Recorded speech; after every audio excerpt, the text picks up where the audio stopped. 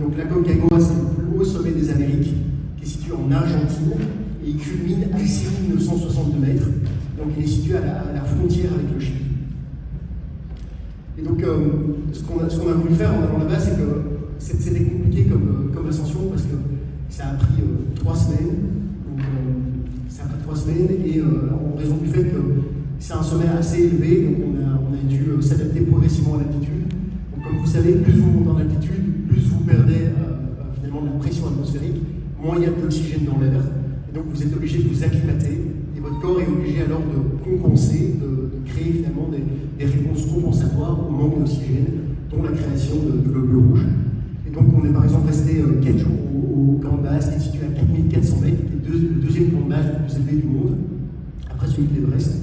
C'est pour ça que ça nous a pris 3 longues semaines, et il a fallu vraiment être très patient, parce qu'il faut vraiment contourner. Pourquoi est-ce qu'il faut s'acclimater de manière progressive? Parce qu'il faut absolument conjurer et éviter le MAM, ça s'appelle le mal aigu des montagnes, qui se manifeste sous plusieurs formes: la fatigue, des maux de tête, des vomissements, et parfois même des œdèmes cérébraux et pulmonaires. Donc c'est pour ça qu'il faut y aller très progressivement. C'est marrant parce que la montagne prend un peu à rebours.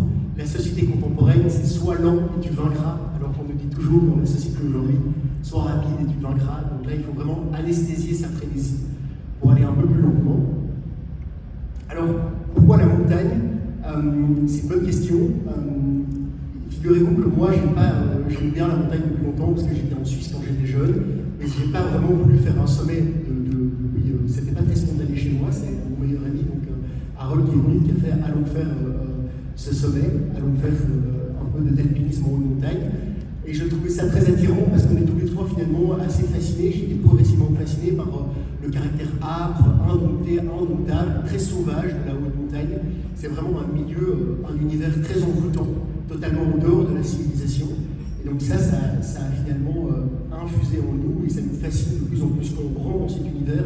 Après, c'est difficile de s'en sortir. Donc c'est la raison pour laquelle on s'est tellement aventuré en montagne.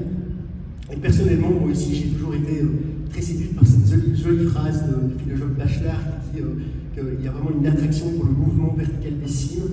Je suis beaucoup plus attiré par l'élément naturel de la montagne que par l'océan, par exemple, qui a une horizontalité qui est selon moi plus ennuyante que le caractère vertical de la montagne. Donc voilà de quoi parle